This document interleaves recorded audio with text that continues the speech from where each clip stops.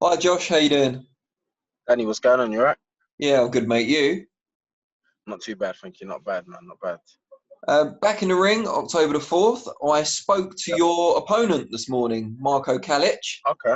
He's in good spirits. He says he remembers you from the 2015 Europeans where you won a bronze in Samkov. Really? I'm guessing by the look on your face, you probably don't remember him.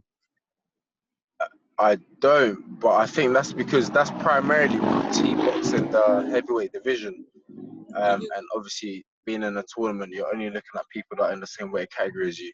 But that's mad. Yeah, I don't remember him at all. I know that he's been on the scene for many, many years, well before I got there. So that's about all I know about him, to be fair. He's coming here with his own ambitions. He's an unbeaten fighter. So far on the way up, you've kind of fought a mix of contenders and people who are maybe a bit older, a bit later in their career, but have had more fights, more experience. Which do you prefer? Do you prefer fighting people who are as ambitious as you are, or do you prefer fighting the guys with the experience and you can learn from that? I think it's a bit of both. You want someone with experience so you can learn from. You want someone who's young and ambitious, and I think he's a good balance of both. He's boxed. He's been an amateur, like we said, for years. Didn't go to the Olympic Games, but I believe he's been to the Worlds. He's boxing the World Series boxing. So he's got the experience there, and he's only how old is he? Is he 30 or 28, 29? He's older than that, I think. 30, I'd have to check. 31, maybe, something like that. Okay, cool. But young guy, do you know what I mean? He's well experienced and he's young. And like you said this morning, he sounded ambitious and in good spirits. So that's good for me, man. Whatever it is that's presented is for me to deal with on October the 4th. So I'll be good to go. You're obviously on your own path. You're very focused on where you want to get to. We saw over the summer Frank Warren proposed a number of co-promotional fights to Eddie Hearn, your promoter, and one of them was you and Anthony Yarde, which seemed to capture the public imagination more than any other. Now, while that might not be in your immediate plans, was it encouraging to you, the public reaction to that fight?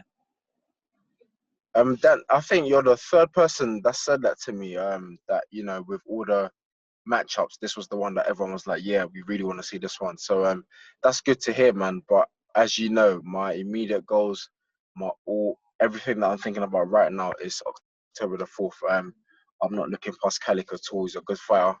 And that's really it. It's hard for me to say much about people wanting to see myself and Yard fight. It's always, as a fighter, it's good to hear that there's an interest in people wanting you to fight someone, but for me, that's as far as it goes. I haven't been told I'm boxing him, so it's not at the forefront of my thoughts. Do you know what I mean? Without meaning to dwell on it for too long, when you see big domestic clashes in the past, like Eubank Ben, Froch Groves, things like that, does that get your juices flowing for a big domestic rival of your own, whether it's him or someone else?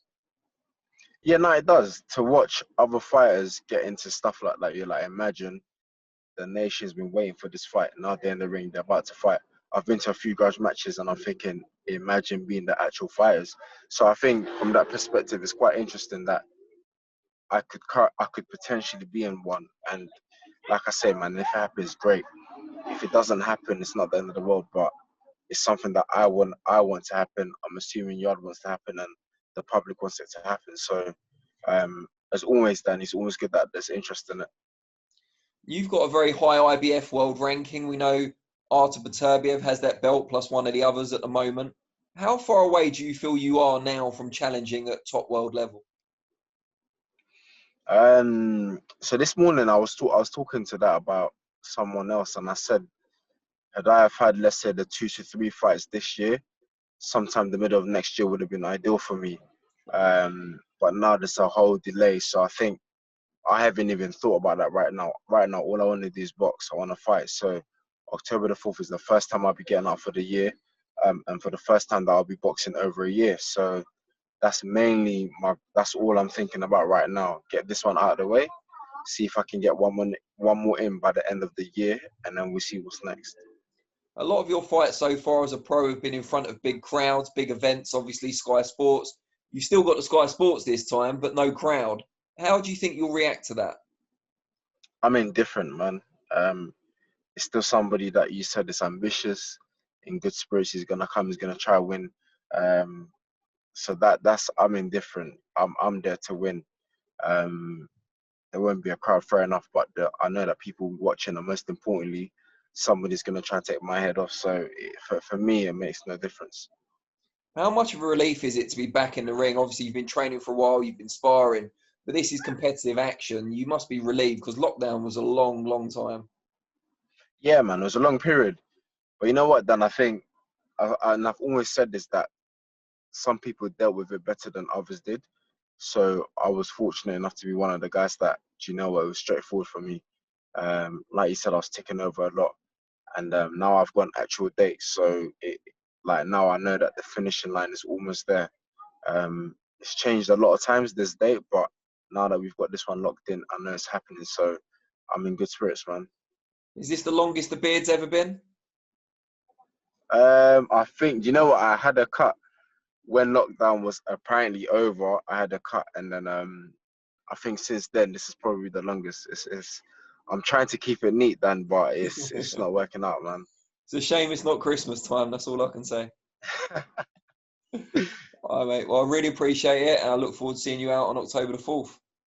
Appreciate that, Dan. Thank you very much, man. All the best. Take care, Josh. Bye. Take care. Cool.